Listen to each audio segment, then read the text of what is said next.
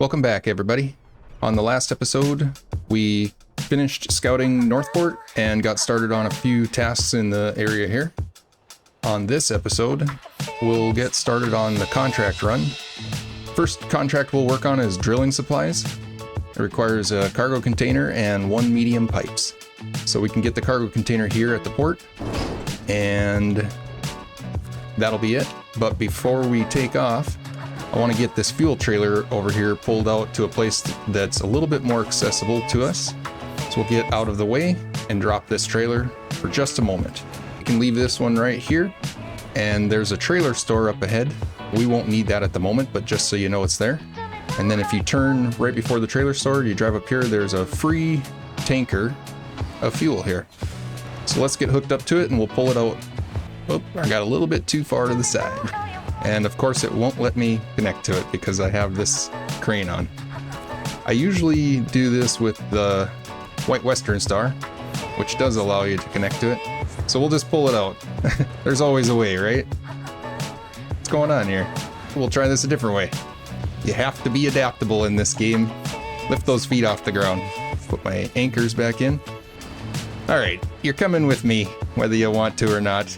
The White Western Star is a good choice truck to use for these contracts. It's a pretty good off-roader, but this is a good truck too. It has some limitations. I like to set this tanker right here because then you can easily access it every time you come in and out of here. Let's get hooked back up to that trailer.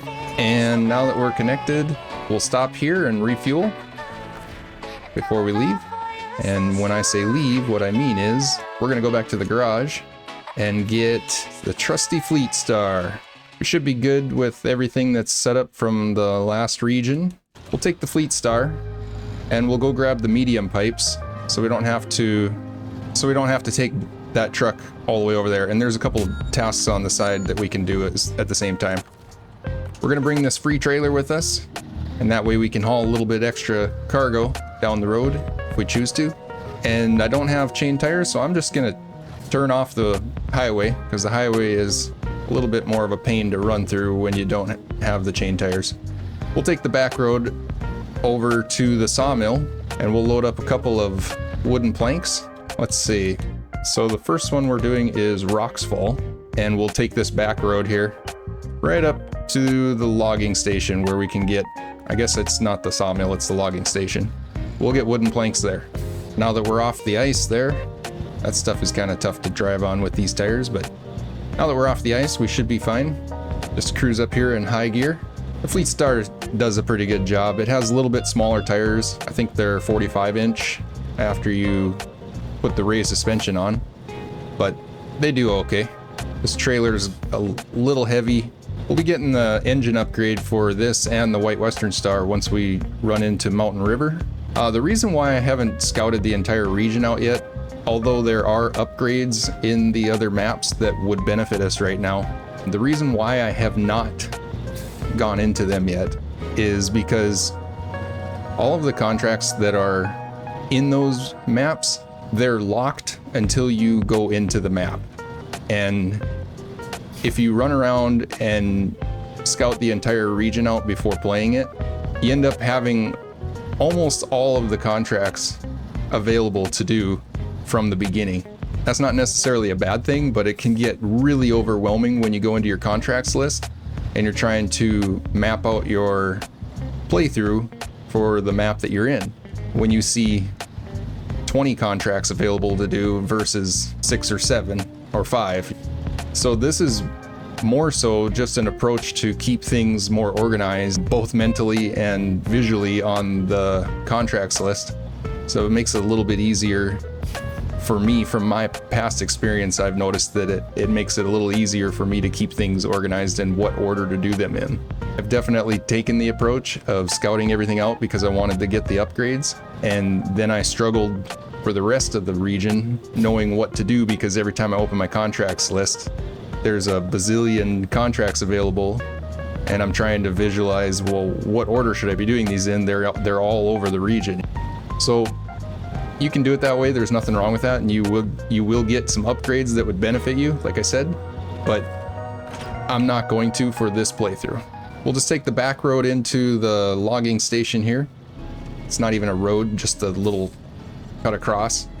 Makes it a lot easier than trying to drive down that road that you see up ahead there. We'll get a couple wooden planks loaded up right over here. And then we'll go back out the same way we came in. Right between the power line pole and this little shack on the left. Seems to be the easiest way through here for me. Grab that trailer again. All right. Next stop, we're gonna run up the road here and we're doing the Rocks Fall task. We're gonna cut straight across there like we did with the scouts, but not on the exact same path because, yeah, that was pretty gnarly for a truck to be taking. Honestly, it probably isn't going to be the best idea to pull this trailer through there either, but I think we'll just drop it on the road and then run back and grab it. This water isn't hard to drive through, just has a strong current there at the beginning, and then it gets a little bit deep here and then has a current here also. Water over the road. Once again, I chose not to use the chain tires on these trucks. There will be some trucks that I do put them on, but these trucks that I'm planning to run out here in the backwoods, I don't like to use them. Now that would be the direction that I was planning to go, was right down that hill there across.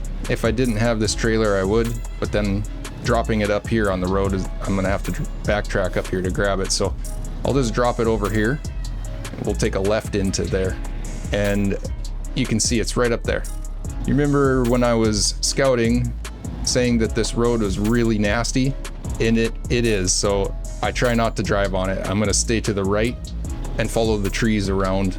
If you drive through the bottom there, you're gonna be winching your way all the way through there versus decent cruising speed here. Decent, I say, not great, but decent on the side. Now I can cut back across. Clearing this Rocks Fall really isn't going to benefit us at all because we've already gone up to the top there to accomplish the trailer park task. But it's a task nonetheless, so we need to get it done, right? Now I can head back out. The next one that we're going to do is Stonefall, which is right next to it. And we'll go grab some metal beams here at the factory and then just drive up the road and drop those off. No big deal. And we made it back out. See if I can cut across here and just go up over here. Already getting down to half a tank of fuel. I prefer to fuel up when you have trailers all over the place to fuel up. I think it's better to just fuel up each time you go past them versus letting your truck run all the way down on fuel and then getting a full tank off of one trailer all the time. It keeps the fuel spread out a little more so that you're not sitting there with one tanker that's full and then the next tanker down the road is empty. You just take a little bit from each one and it kind of depletes the fuel across the region more evenly. Let's head back this way and we'll turn off and take this back road. We'll go by the other warehouse where I'm gonna drop this trailer. I actually should have just left it over there when we came by here the first time. I've noticed that when I leave trailers thinking that I'm gonna go back and get them later, I end up changing my mind and going a different direction, and then I have to go back and get the trailer versus having it with me from the start. So we'll just leave this here because I know for sure we're coming back this way. And then straight up ahead here is the Stonefall delivery point. There is no reason to take that detour. That tree on my left. See, I wasn't even touching it, but the branch was moving and it was holding me back. All right, Stonefall is complete. Now we'll just back down the hill and then we'll get turned around here. Fleet Star's such a good little truck. Bring that trailer with us into here and we'll just drop it off here. Now, we need medium pipes. Where was it? Drilling supplies, yes. We need medium pipes, so we'll take these pipes up the road where we're gonna intersect with the Royal and we'll just unload them there. I know it's only gonna be a matter of time before I lose control on one of these icy roads and flip my truck. Until then, we'll just keep cruising though. Do my best to play it safe. And I'm nearing the corner where we're going to drop these off. I'll just pull off the side of the road just like this and unpack. We'll get back in the Royal. So from here, we're gonna leave, head up the road. We'll jump across on that, cut across again. We'll go back by the fuel station and across the river and meet up with the Fleet Star. Let's do it. I'm getting a little bit more power out of this truck, leaving the all-wheel drive off when possible. Once we get the 2700 engine upgrade that's in Mountain River, this thing gets pretty powerful and it shouldn't have any issues. I'm just doing my best to work with the engine that's in it at the moment, the 2600, which isn't bad. And the Fleet Star is kind of in the same situation. It's got that 2100 in it right now, the mid-level engine. Both trucks will get their max engine upgrades once we get into Mountain River. And we can cut across here, just like we did a little while ago on the last episode. We'll stay to the left, stay away from the roots that are down there. Hopefully we don't even have to winch through here, just like before. Look at us go, right into a tree. And now that we've stopped, is it gonna sink? Nope. Yes, no. All right, we're good. The performance definitely goes up when we get the 51-inch tires. Having that extra ground clearance keeps the hitbox on the bottom of the truck from dragging through the mud. It helps at least. Probably doesn't keep it from touching the mud, it just helps. Alaska is set up pretty efficiently with the contracts kind of going in an order where you can go from one to the next. And I do like that. It makes sense to me. And it gives you an option to create a strategy. And we're getting to know this road pretty good by now. It's kind of a main artery through here. Just always remember the riverbed that you have to drive across and you'll always know where you're at. Now we could turn right here. We're not, obviously, because we're intersecting with the Fleet Star, but if we were not, we could turn right there and it would take us to the same spot. But as you can see, those rocks over there, that's kind of the only downfall of that route, is fitting between those rocks. It's a little bit tough with these bigger trucks. The Scouts, it makes it a lot easier.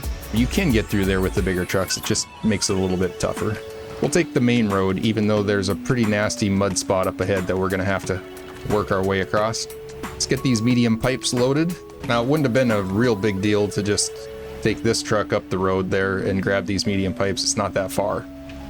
But I do enjoy having more than one truck out on the map. In case we have any issues, we have a second truck to help us out. Next stop is the drilling site. We've been there a few times already too, so let's map it out real quick here. We'll take this turn and continue this way across the river, across the lake, and then right to the drilling site there. So not too far. This section up ahead here, driving through the middle, is the flattest and probably the least likely to tip you over. It's also the deepest mud, so I usually avoid it and I drive on the side.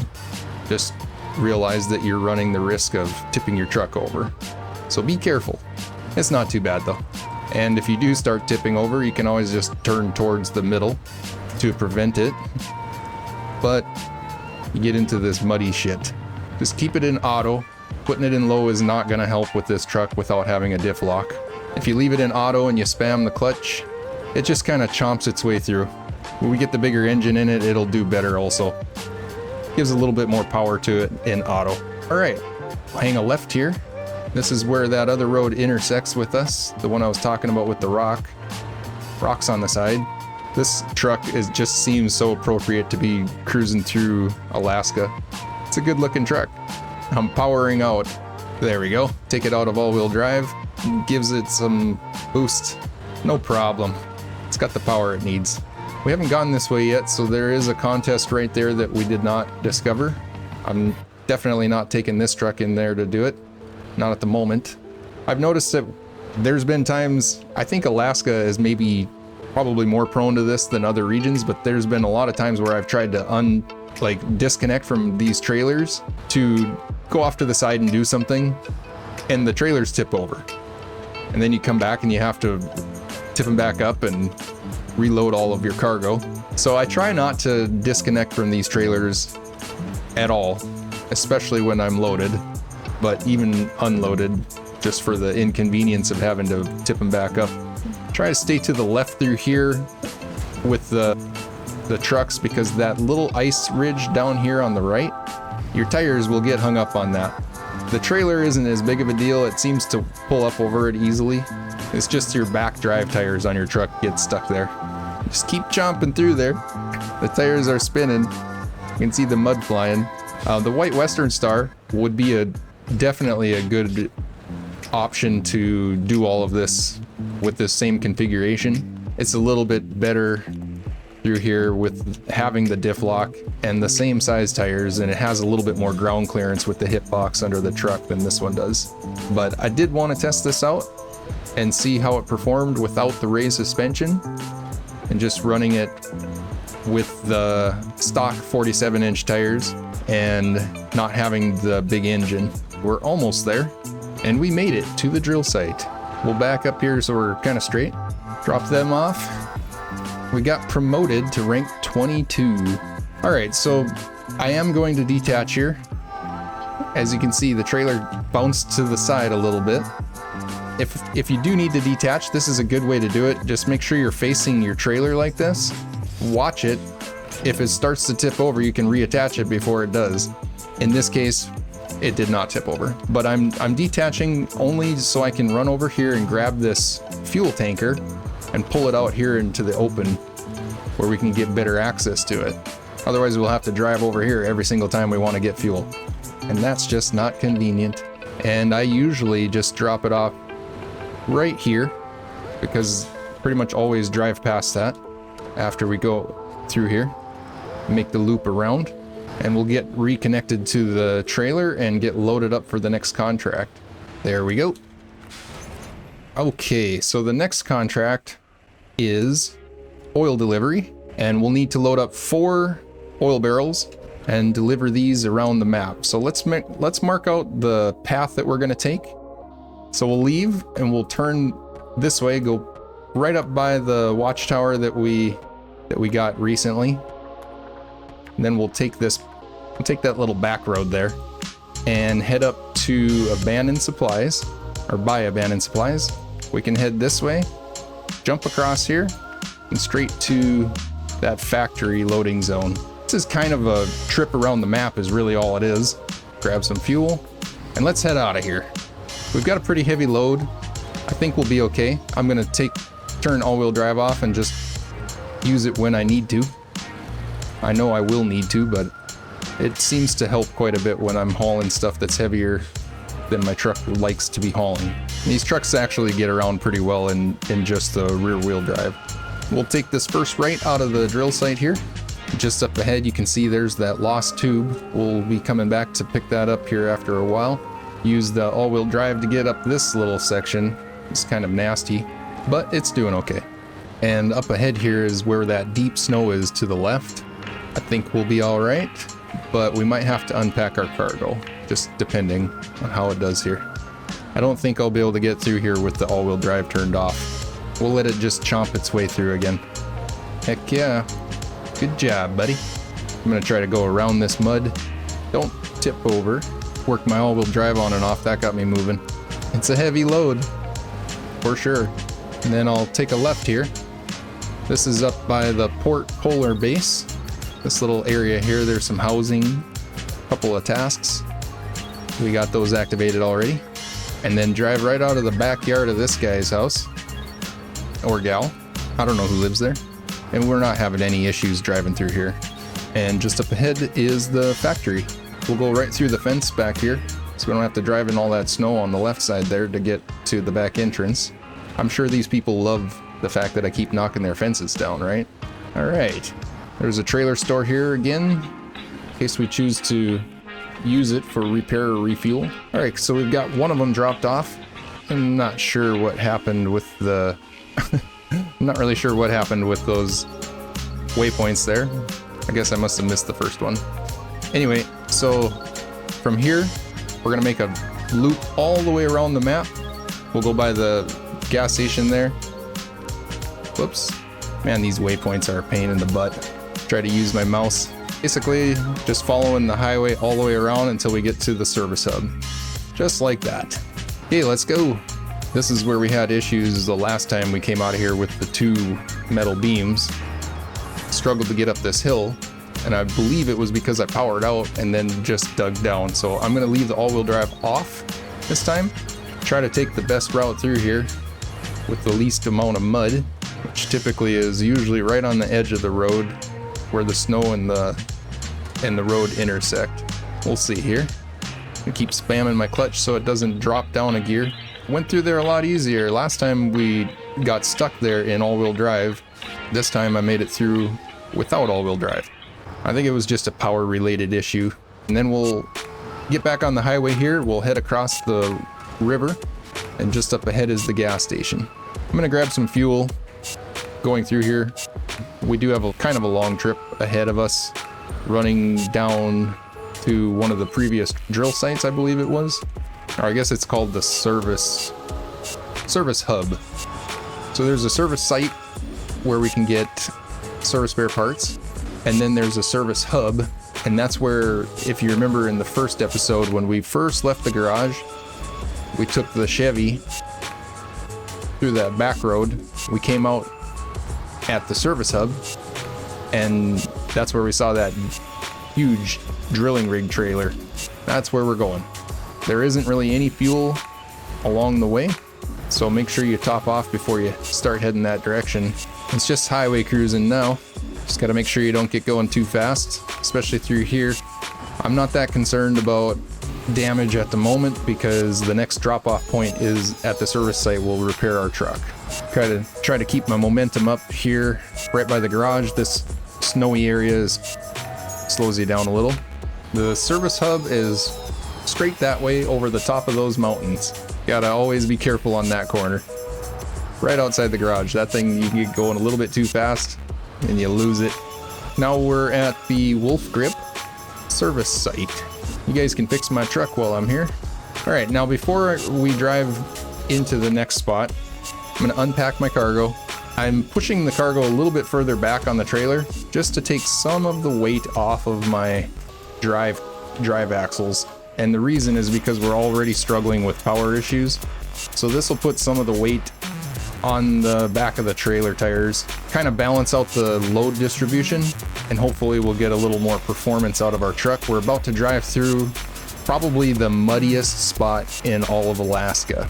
We've been avoiding it so far. Haven't had a purpose or a need to go in there, but now that we do have to, let's go have some fun with it. All right, let me open the map here so you can see where we're at. So the service hub, this is where we just left. We took off up the road, and now this is the mud pit, and then around the corner to the service site. Here we go. You can see the mud pit up ahead here. It's a nasty one. Drive straight through the middle and you're probably gonna get stuck out there. There are some trucks that'll do it, but not this one. So I like to stay to the left, right by the trees. I'm pretty confident we're gonna have to winch our way through here, but we'll see how far we can make it before we have to. Get a good close-up of how deep that mud is. That is some nasty stuff. It's still chomping through there though. Mainly, I guess you just have to make sure that you don't tip over running on the side like this, but you should be pretty safe. It's actually getting through there pretty good. I'm not complaining at all. But like I said, it definitely helps if you stay to the side instead of trying to drive right through the middle. Finally stopped. Okay, so I'll winch from the side of the trailer up to the tree here ahead. That'll give me the boost I need. And there we go. From here we should be pretty good. There is an off-camber spot up the road. If we take the right path through there, we should be fine. And that waypoint got a little bit out there, but we still got it. This is where we turned off with the Chevy when we came through here on episode 1. We went right up that way. I think it definitely benefited us to push the oil barrels to the back. If we had them directly over the drive axles, we'd be struggling here with the power. Now you can take this detour to the left. It will avoid going on the spot up ahead that's like leaning to the side, but it's pretty deep and muddy through there. So like I've said before, it's always a trade-off in this game. Either you take the mud or you take the side hill. In this case, I'm taking the side hill. As long as we keep our momentum up going through there and we take the right path, we should be fine. And this is it. Well, this is the first one. This one's not so bad, actually. It's the next one here, because they've got a rock right in the middle of it. Actually, we'll be fine going to the right. It's kind of flat there. So this is the spot right here. That rock will flip you over, and it's real bad coming back the other way, which we'll get a taste of here shortly. And the worst part is over. Now we just need to get a little bit further up here and we'll hit the highway. and take the highway the rest of the way. That waypoint definitely got off the road. It's way up in the trees. Hey, just cruising up the road here now and we'll be there. We'll drop off this oil barrel and we'll have one left that goes to the factory. I'll get turned around before we unload. That trailer there is, in my opinion, one of the most enjoyable contracts. We'll have to pull that thing through the mud pit that we just came through. All right, so we'll turn that in, and then the next contract, I believe, yes, drilling parts delivery is also going to the factory, and this is the only place we can load. So we'll need 4. We'll get all 4 of them loaded up just like that. I'm gonna turn my truck off for a moment here, and I'll show you the path that I'm gonna take back. So we'll run back up the road the same way we came. This is that road that I was talking about that has the nasty mud just to the right there. And then we can cut across, just like we've been doing, and take this road right through the riverbed, past the Fleet Star, and up to the factory. So that's our path. It's not really a bad one. There's a couple bad spots, but doing it this way will allow us to complete both of these contracts at the same time when we get there. So we still have the last oil barrel to deliver from the last one, and then these 4 drilling spare parts. We'll get these unloaded at the same time.